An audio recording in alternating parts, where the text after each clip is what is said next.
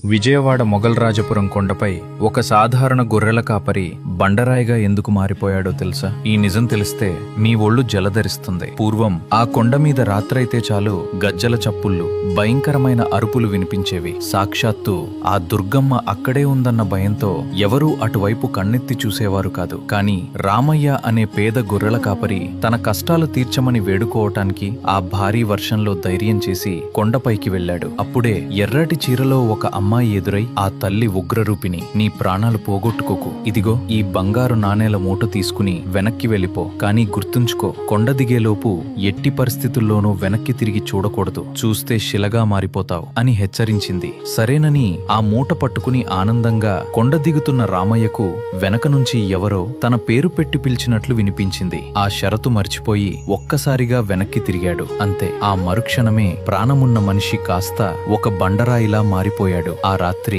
తన భార్య కలలోకి వచ్చి జరిగిందంతా చెప్పాడు. మరుసటి రోజు ఊరి జనమంతా వెళ్లి చూసేసరికి అక్కడ రామయ్య శిలగా మారిన ఆనవాలు కనిపించింది. పేదవాడికి అమ్మవారు ధనం అనుగ్రహించిన ఆ కొండే ఇప్పటి మన ధనకొండ, దుర్గా భవానీ క్షేత్రం. ఆ తల్లి మహిమను నమ్మేవాళ్లు కామెంట్స్ లో జై కనకదుర్గమ్మ అని రాసి మన ఛానల్ ని సబ్స్క్రైబ్ చేసుకోండి.